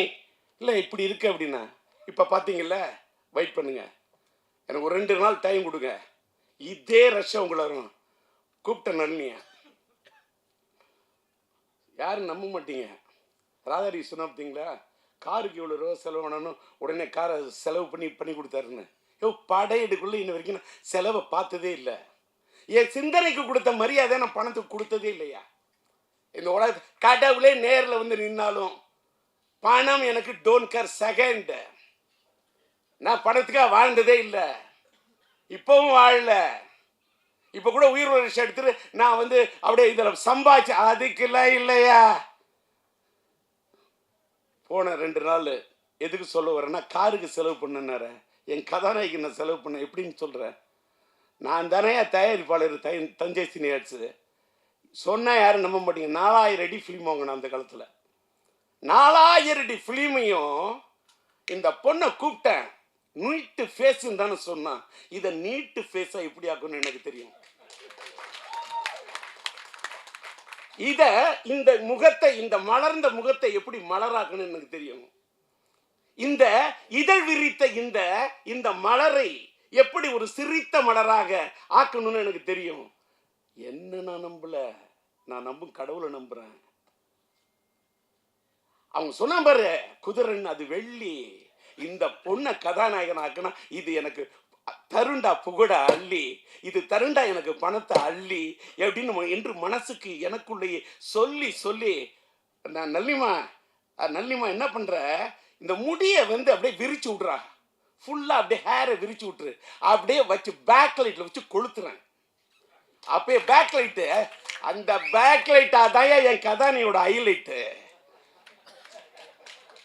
பேக் லைட்டு, அந்த பேக் லைட்டுக்கு முன்னாடி என் கதாநாயகியோட முகம் பிரைட் லைட்டு வச்சு எடுத்தேன். 4000 அடி. அந்த காலத்தில் அந்த 4000 அடி ஃபிலிம் என்ன செலவாகும் எடுத்தேன். ஜெமினி லேபில் போய் உட்காந்த, அதுக்கு போய் உட்காந்து அந்த காலத்தில் கலரிங் பண்ணுறதுக்கு இப்போல்லாம் டிஐ பண்ணிட்டு ரஷ்யா ரெடி பண்ணிட்டு அவங்கள கூப்பிட்டேன். யார் பார்த்துட்டு இந்த பொண்ணு கதாநாயகியா வேணான்னு சொன்னாங்க அத்தனை பேரும் கை தட்டினாங்க. அத்தனை பேரும் என்னுடைய எதுக்கு இதை கூட சொல்கிறேன். உடனே மீடியாலாம் என்னுடைய எல்லா மீடியா நண்பர்களுக்கும் என்னோட வணக்கம்.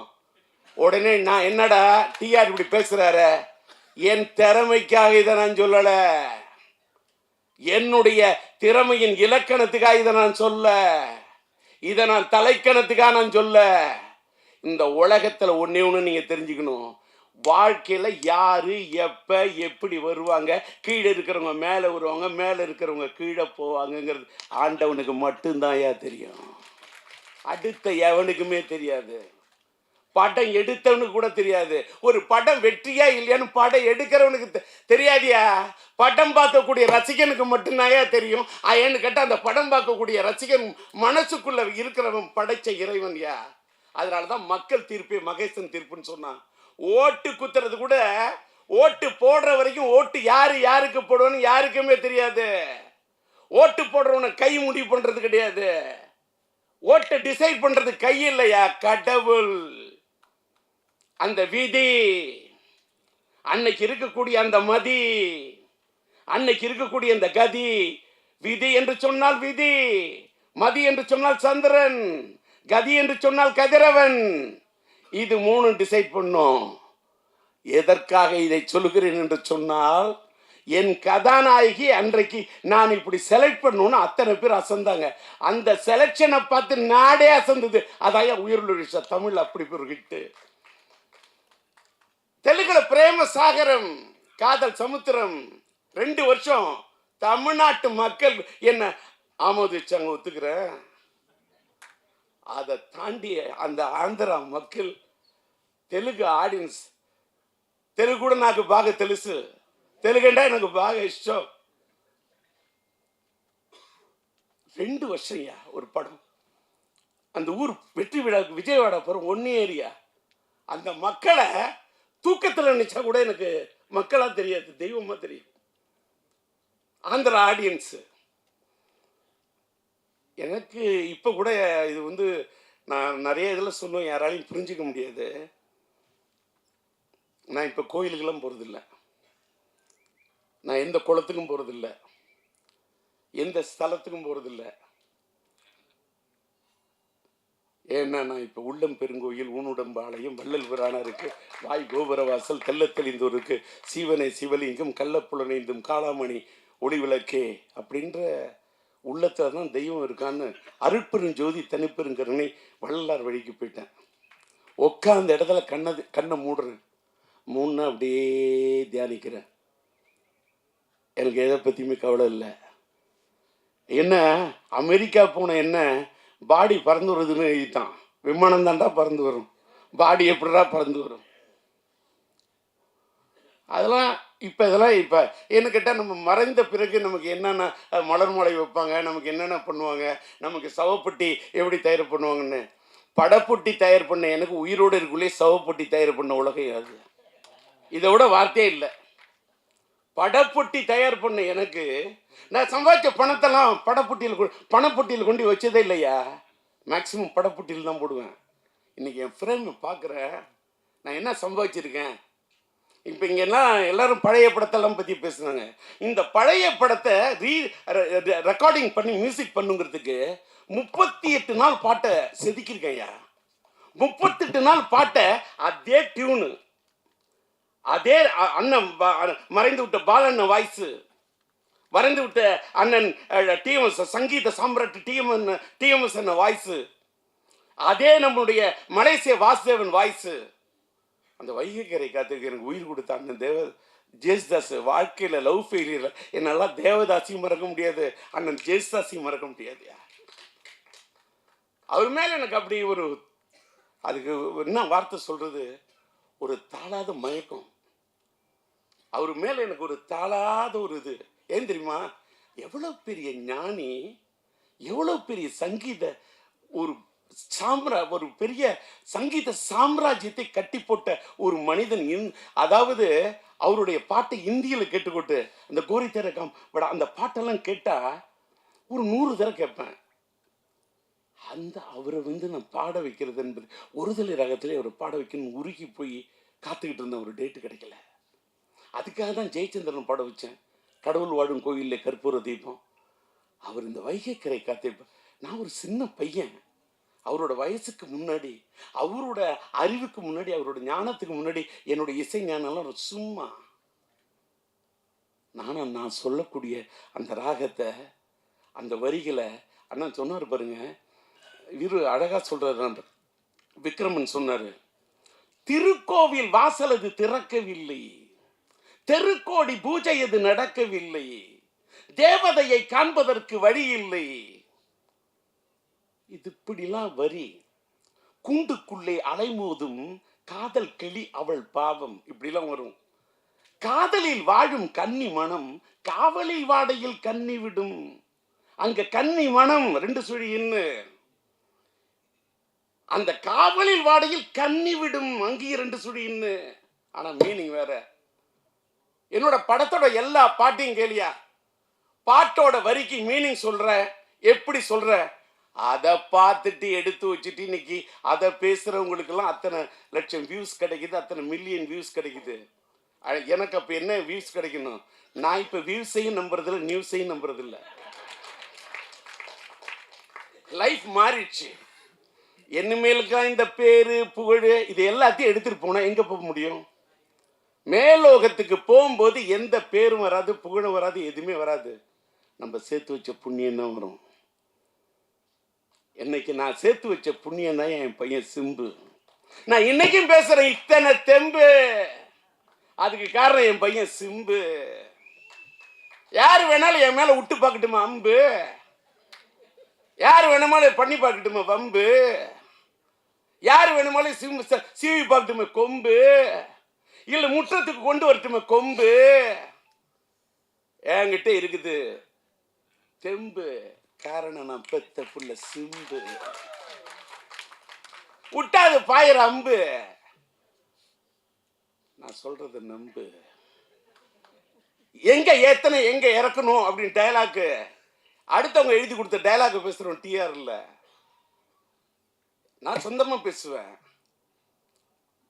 தெலுங்கு பேசுவேன், तेलुगु बाग तेलुसु, हिंदी थोड़ा थोड़ा मालूम है, हिंदी में बात कर सकता हूँ, हिंदी में बात करने के लिए कोशिश कर रहा हूँ, हिंदी ला पाडुवें, हिंदी ला पेसुवें, हिंदी ला पाडुवें, तालतोड़ पाडुवें, ஞானத்தோட பாடுவேன். இது தலைக்கணம் இல்ல. கன்னடம் ಸ್ವಲ್ಪ ಸ್ವಲ್ಪ ಗೊತ್ತು, மலையாளம் குறைச்சு நான் மலையாளத்தை சம்சாரிக்கும். எனக்கு எல்லா மொழியும் மதிப்பேன், மற்ற மொழிகளை மதிப்பேன், என் தாய்மொழியை துதிப்பேன். மற்றமெல்லாம் எனக்கு சித்தி பெரியம்மா, என்னுடைய தாய் எனக்கு அம்மா. மற்றவங்க மாதிரிலாம் எங்க அம்மா தான் அம்மா. மற்ற மொழியெல்லாம் சும்மான்னு நான் சொல்லவே மாட்டேன். ஒவ்வொரு மொழியும் அவங்கவுங்களுக்கு அம்மா. என் தாய் எனக்கு அம்மா. ரவி சொன்னார் பார்த்தீங்களா, உயிர் படத்தில் அவங்க அம்மா எப்படி மதிச்சாருன்னு. என் அம்மா எனக்கு முக்கியம், அதே மாதிரி அவங்கவுங்களுக்கு அவங்க அம்மா முக்கியம். இன்னைக்கு பார்த்தீங்கன்னா மேடையில் காதல் சுகுமார் நான் மேடை ஏற்றணும்னு அவசியமே இல்லை. என் காதலிகள் நடித்த பையனை நான் மேடை கூப்பிடுறேன். இன்னைக்கு டி ராஜேந்தர் இந்த சிங்கிள் பசங்களில் Z5 எனக்கு ஒரு பெரிய ஒரு மைலேஜை கொடுத்தது. அதில் என்னையும் என் மகன் ஒரு பக்கம் டிஆர் ஒரு பக்கம் எஸ்டிஆர் நேச்சர் ராவணன் ஒரு பூங்கொத்தை கொண்டு வந்துடுறான். அதுலேயே எனக்கு ஒரு வருத்தம் ஆயிடுச்சு. இந்த பூங்கொத்தை வாங்கி பழைய ஆளாக இருந்தா ஏன்டா இத்தனோண்டு பூங்கொத்து வாங்கினீங்க, அந்த பையன் இவ்வளோ பெரிய பூங்கொத்து வாங்கிட்டு வரான், என்னோட பூங்கொத்தை விட அவனோட பூங்கொத்துன்னு. ஆனால் அவன் வாங்கின பூங்கொத்து வாடிடும், ஆனால் என்னோட மனசுங்கிற பூவால் ஒன்று வாடுத்துறேன்டா. இது வாடவே வாடாது. ஏன்னு கேட்டால் ரோஜாவுக்கு போய் நான் பூமாலை போட்டு வாழ்த்திருந்தா கூட நிற்காது. அன்னைக்கு நம்ம சூப்பர் ஸ்டார் ரஜினி அவரை பற்றி பேசணும்னா நான் நிறைய பேசணும். சூப்பர் ஸ்டார் ரஜினி உட்காந்துருக்க அந்த மேடைக்கு இங்கே போயிருக்கேன். அன்றைக்கி கூட ரோஜா வந்திருந்தாங்க அந்த அம்மா. அந்த அம்மா நான் பேசுகிறேன் அப்படி சிரிக்குது, அப்படி சந்தோஷப்படுது. பல பேர் மூஞ்சில் ஆடுல இடி அடிக்குது. ஆனால் அந்த பொண்ணு மட்டும் அப்படி சிரிக்குது. என்ன கள்ளங்கபடம் இல்லாத பொண்ணுயா. இந்த பொண்ணுங்களுக்கு கதாநாயகிகளுக்கு இருக்கக்கூடிய இந்த தன்மை இப்போ எல்லாம் சொன்னாங்க. ஏன் என்ன நல்லி இப்படின்னா ஒன்றே ஒன்று சொல்கிறேன், யாரும் சொன்னால் நம்ப மாட்டீங்க. என் படத்தில் நடித்த எல்லாருமே நல்லா இருக்கும்னு தான் நினைப்பேன். எல்லாருமே. அது ராதாரவி நம்புகிறாரோ இல்லையோ, ராதாரவி இந்த தேர்தலில் நிற்கிறீங்க, நீங்களும் ஒரு நண்பரும் நிற்கிறீங்க. நீ கும்பராசி, நீங்கள் ஒன்றே ஒன்று தோல்வியை சந்திக்க எழுதி வச்சுக்க. ரைட் இட் இந்த பேப்பர். சொன்னா இல்லையான்னு கேளுங்க. இதை சொல்கிறதுனாலே நான் பல பேருக்கு கெட்டவன். பொய் உண்மையை மறைச்சு சொன்ன அது நல்லிம்மா உனக்கு இப்படி இருக்கு, நீ இந்த ராசி, இந்த மேடையில் சொல்ல மாட்டேன். உடனே யாராவது ஃபோன் பண்ணி இதுதான் உன் ராசியா அப்படி நல்ல நேரத்துக்குள்ளே பாராட்டிடுவான். கெட்ட நேரங்குள்ளே என் கதாநாயகி ஏதாவது சொல்லிடக்கூடாது. என்னத்துக்கு இதை சொல்கிறேன்னா, கொஞ்சம் வாட்டர் கொடு.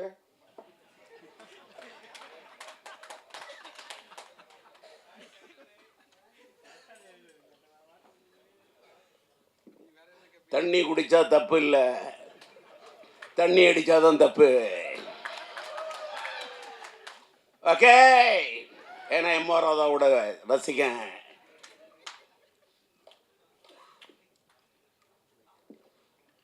எடுக்குது தாகம். டி ராஜேந்தர் எடுத்த படம் தான் ஒரு தலை ராகம். பேசக்குள்ளேயே அவரை சோகம்.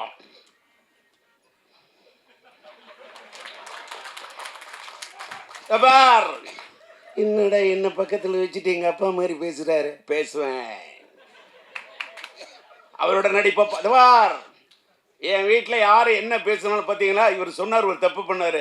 ஒருத்தர் இடையில ஓடி வந்துட்டான், ஷார்ட் வீணை போய்டும். என் நண்பன் கஷ்டப்பட்டு அத்தனை டேக் அப்படி ரவுண்ட் டால் போட்டு அத்தனை டைலாக் விட்டுருக்கோம், இடையில ஒருத்தர் ஓடி வந்துட்டான்னு சொன்னாங்க. மற்றவொன்னு என்ன யோசிப்பான், ரீடேக்குன்னுவான். நான் ஏண்டா வீட்டில் ஒரு வேலைக்காரர் இருக்க மாட்டேன்னா, ஏய் வச்சுக்க ஷார்ட் ஓகே ஜோட். டி ராஜேந்தர் தாளந்தட்டம் பாடுவோம் பாட்டே இப்படி போடும் அடிக்கடி ரூட்டு. டி ராஜேந்தர் தட்டா பீட்டே, ராஜேந்தருக்கு தனி ரூட்டு. சும்மா எல்லாம் ஒரு சினிமாவுக்கு ஒருத்தன் ஜெயிக்க முடியாதுயா. சினிமாவுக்கு வர்றதுக்கு என்ன அவ்வளோ செதுக்கியிருக்கேன், கஷ்டப்பட்டுருக்கேன். இப்போ இந்த மேடையில் நான் உட்காந்துருக்கேன். என்னோட டிஸ்ட்ரிபியூஷன் இப்போ சொன்னேன், என்னோட படத்துக்கு ஃபிலிம்கோ காதர் தான் இது பண்ணாங்க. என்னோட முதல் படத்தில் என்னை உருவாக்குனது இஎம் இப்ராஹிம். அதனால தான் இன்னும் என்னோட பாதி நண்பர்கள் முஸ்லிம்ஸ் தான். இன்னைக்கு ஃபாரூக் பிக்சர்ஸ்னு என்னோட ஒரு தயாரிப்பாளர் அவர் வந்திருக்காரு. என்னை வச்சு படம் எடுக்கணும் அப்படின்றது அவருடைய ஒரு இது. அவரு கூட ஒரு பொன்னாடை எடுத்து வை போத்தணும். என்ன இதே மாதிரி ஒரு டிஸ்ட்ரிபியூஷன் என்னோட அசோசியேஷனில் இருந்த ஸ்ரீராமி வந்திருக்காரு. அதே மாதிரி நன்றி. பொன்னாடை தானே கேட்குறேன், என்ன பொண்ணுலே செஞ்ச ஆடையாக கேட்குறேன். அதனால் இப்படி வாழ்க்கையில் என்னோட வாழ்க்கையில் என்ன ஒரு டீ வாங்கி கொடுத்தவங்க கூட நான் லைஃப்பில் மறக்க மாட்டேன். அதே மாதிரி நான் என்னுடைய பத்திரிகையாளர்கள் மீடியா நண்பர்களை பற்றி வாங்க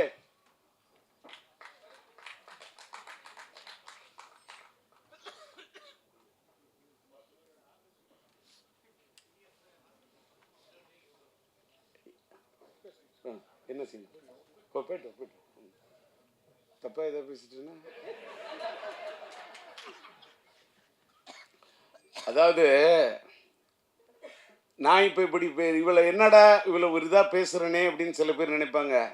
நான் அப்படி பண்ணிட்டேன் இப்படி பண்ணிட்டேன் அதெல்லாம் சொல்கிறத விட இந்த மீடியா நம்ம இங்கே வந்தேன் பார்க்குறேன். நம்ம தினத்தந்தி பழனிக்குமார், ஒரு பக்கம் விபி மணியை பார்த்துட்டேன், ஒரு பக்கம் தேவராஜை பார்த்துட்டேன், என்னோடய மக்கள் கொள்கிற ராம்ஜியை பார்க்குறேன், நம்மளுடைய தேவி செந்திலை பார்க்குறேன். எனக்கு அப்படியே என்ன ஃப்ளாஷ்பேக்கியா. என்னுடைய பத்திரிகை உலகத்து நண்பர்கள் யாரையும் பத்திரிக்கைக்காரன்னு நினச்சதே கிடையாது. நான் என்ன சினிமாக்காரனா அவனை பத்திரிக்காரன் பிரித்து பார்த்ததே இல்லை. நாங்களும் ஒரே இது ஒப்புக்காக சொல்கிறது இல்லை. ரியாஸை பார்க்குறேன், பிஆர்ஓ சந்தோஷப்படுறேன், கிளாமர் சத்யாவை பார்க்குறேன் சந்தோஷப்படுறேன். எல்லோரும் என்னோட கேரக்டர் என்னென்னா எல்லாரும் சொல்லுவான், இவர் ரொம்ப கோவக்காரு, இவர் அது இதெல்லாம். ஒரு காலத்தில் நான் கோபமாக இருந்ததெல்லாம் உண்மை தான், நான் இல்லைன்னா சொல்ல. அந்த கோவம்லாம் இந்த கோவத்தெல்லாம் விட்டுட்டு இப்போ அப்படியே இன்னொன்று நான் எல்லாரும் சொன்னேன், காதல் சுகுமார் கூட தெரியும், ராதா ரவிக்கு தெரியும். எல்லாரும் என்ன நினைக்கிறான், நான் சீரியஸாக படம் எடுக்கிற டைரக்டர் மட்டும்தான் தெரியும். நான் என் படத்தில் அவ்வளோ காமெடி சீன் எடுப்பேன். என் காமெடி சீன் எடுக்கல கவுண்டர் சிரிப்பார், ராதாரவி சிரிப்பார், காதல் சுகுமார் சிரிப்பான், கவுண்டமணி என்ன சிரிப்பார், சந்தானம் சிரிப்பார், எல்லாருமே சிரிப்பாங்க, ரசிப்பாங்க. நல்லி கூட ரசிக்கும், சிரிக்கும். ஆனால் படத்தை ஃபைனல் பண்ணும்போது எனக்கு ஃபுட்டேஜ் ப்ராப்ளம், காமெடி சீன்ஸ்லாம் தூக்கிட்டு ஒரு ரியல் என்ன அதை அந்த காமெடி சீன் எடுத்தப்போ சிரிச்சேன்னா அந்த காமெடி சீன் ஃபுட்டேஜில் தூக்கணும்னு நான் உட்காந்து அழுவேன். இதுதான் என்னோட உண்மையான கேரக்டர். ஆனால் இன்னைக்கு இனிமேலாம் அழுகுற மாதிரிலாம் படம் எடுக்கிறத விட இப்போ காதல் படம் எடுக்க போகிறேன். அந்த காதல் படம் 50% காதல்னு 50% காமெடி. காமெடியை தான் எடுக்கணும். ஏன் தெரியுமா? லைஃப் ஃபுல்லாக எல்லாருக்கும் ஸ்ட்ரெஸ்ஸு, எல்லா பையனும் டென்ஷன்லாம் வாழறான், ஃபோனையே ட்ரோல் பண்ணிகிட்டு இருக்கான். நான் டிஆர் வந்திருக்கேன், வந்துட்டு போ. நான் எஸ்டிஆரோட அப்பா. எஸ்டிஆர் எங்கே இருக்காரு?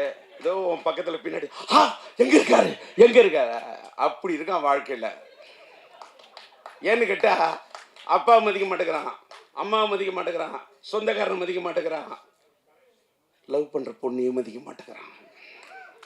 ஏன்னு கேட்டால் இன்ஸ்டாகிராமில் இருக்கிற அதை விட அழகாக இருக்கலாம். அட என்னையா உலகம் இது! இன்னைக்கு நான் சொல்கிறேன் சார், இன்னைக்கு இந்த மேடையில் நான் பேசுகிறேன், வேகமாக ஆதங்கப்பட்டு ரொம்ப இது பற்றிலாம் வேகமாக பேசிக்கிட்டு இருக்கேன். உள்ளுக்குள்ளே எனக்கு ஒரு ஃபீலிங்கு, உணர்ச்சி வசப்பட்டு பேசிடாதீங்க, மென்மையாக பேசுங்க, தன்மையாக பேசுங்க அப்படின்னு என் வீட்டில் என் உஷா சொல்லி, என் மனைவி சொல்லி அனுப்புகிறாங்க. அப்பா நீங்கள் மென்மையாக பேசுன்னு என் பொண்ணு இலக்கியா சொல்லி அனுப்புது. அப்போ எப்படிப்பா பேச போகிற, நல்ல கரெக்டாக பேசுப்பா அப்படின்னு அமெரிக்காவிலேருந்து என் பையன் பேசுகிறான், சிலம்பரசன் பேசுகிறான், சின்ன பையன் பேசுகிறான். நான் இங்கே வந்து பேசுனால அதனால ஒரு மாதிரி அப்படி சரி கலக்கலன்னு பேசுவோம் தான் வந்தேன். என்னை கண்ணீர் விட வைக்கிறது இந்த நளினி. நான் உனக்கு என்ன படத்தில் தான் உன்னை நான் அழ வச்சேன், நிஜ வாழ்க்கையில் மேடையில் வந்து என்னை அழ வைக்கிறதுக்கா நீ வர?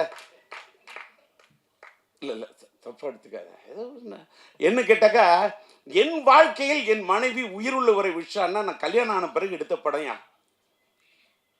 அதாவது இப்போ பாரு, நம்ம செல்வமணி பற்றி சொன்னால், நான் உயிருள்ள விஷயம் சொல்கிறேன்ல, அவரோட படத்தில் பிடிச்ச எனக்கு செம்பருத்தி. ஏன் தெரியுமா? ஒரு காதல் கதை, செம்பருத்தி. அவர் நெஞ்சத்தில் நின்றது ஒருத்தி, அவரை காதலித்தார் மனதில் நிறுத்தி, அதான் செம்பருத்தி. என்னன்னா, என் வாழ்க்கையில் உயிர் உள்ள ஒரு விஷயம் டைட்டில் வச்சேன், கல்யாணம் பண்ண படம் சூப்பர் ஹிட்டு. கரம் பிடித்த மனைவி வந்த நேரம் அந்த படம் சூப்பர் ஹிட். என்னுடைய மனைவி என் வாழ்க்கையின் அதிர்ஷ்ட தேவதை நளினி. அந்த படத்திலே அதை ஆமோதித்த ஒரு தேவதை. இதான் உண்மை.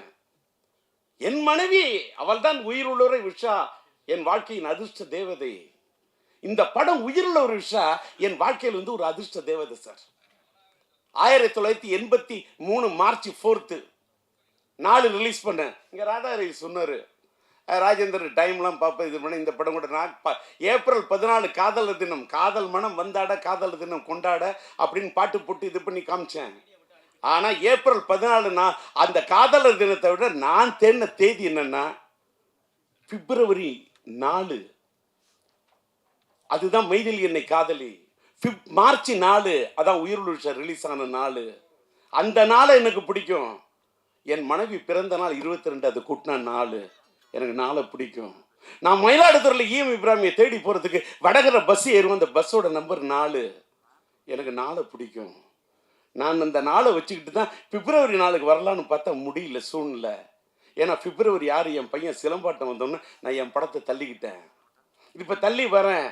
இப்போ பிப்ரவரி 13 இன்னைக்கு டிசைட் பண்ணுறதுக்கு கூட ரீசன் அன்னைக்கு சொன்ன மாதிரி, ஒரு வேளை தம்பி விஜய் சாரோட படம் வந்ததுன்னா கூட நான் படத்தை தள்ளி போவேன்னு சொன்னேன். எல்லாரும் தப்பா எதுக்கு சொல்கிறேன்னா, இன்னைக்கு நீங்கள் நினைக்கிற காலத்து சினிமாலாம் இன்னைக்கு இல்லை.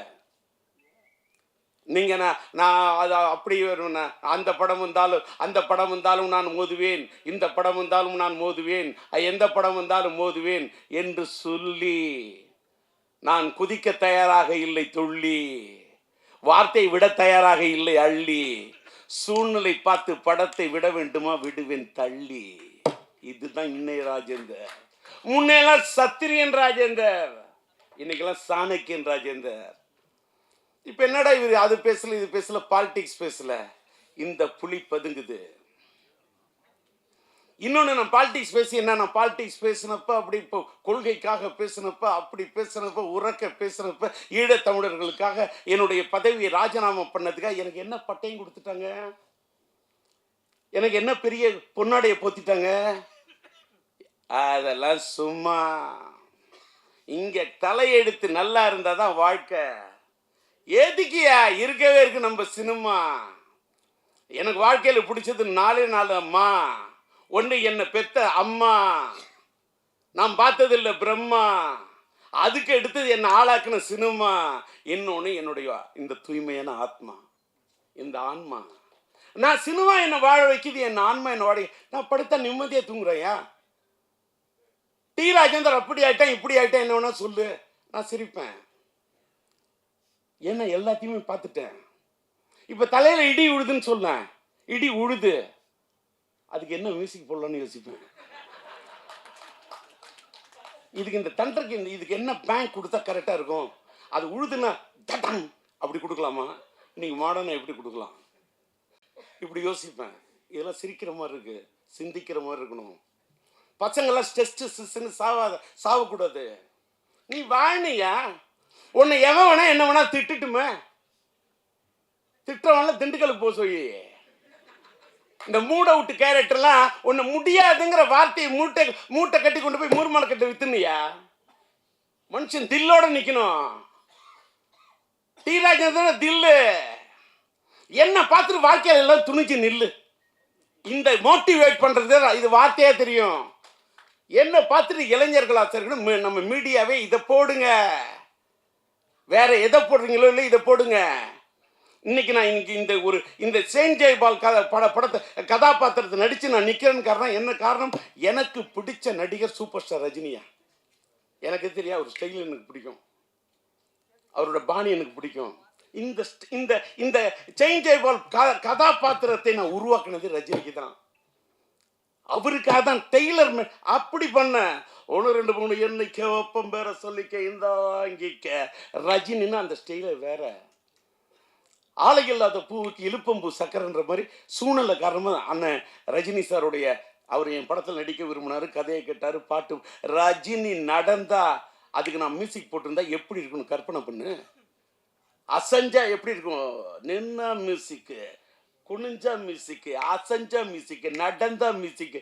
அடி நாடே அப்படி அடிப்பையா, அப்படி பாடுவையா? கூலியில் போய் ஒரு பிட்டு பண்ணதுக்கு நாடு தாங்கல. நேற்று ஒரு கல்யாண வீட்டுக்கு போகிறேன் அப்படின்னா டூ டக்கா டுவு டுவு டூ டக்கா டக்க டூ டக்கா டுவு டுவு டூ டக்கா தட்டுறான். என்ன பண்ணுவேன்? என்ன எதுக்கா சொல்ல உடனே இவர் என்ன பெரிய இவரா? நான் பெரிய இவரெலாம் இல்லை, ஏஐ வச்சுலாம் பாடல, ஒரிஜினலாக பாடுறேன். அங்கதான் விஷயம். அது ஏஐ, பிஆர் பண்ணது இயற்கை. இங்க தாளம் போடும் என் கை.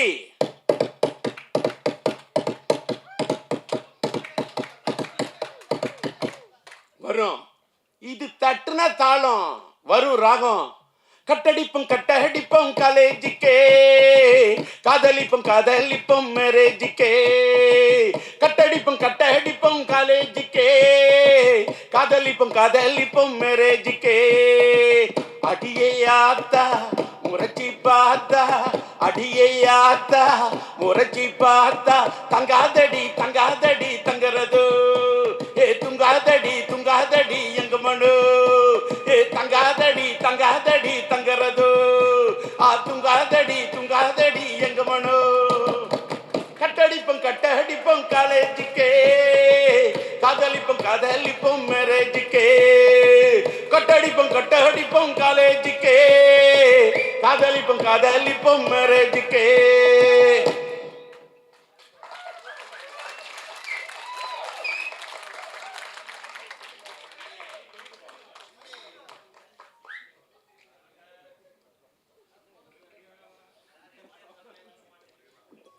என்ன எனர்ஜின்னு கண்ணு வைக்காத.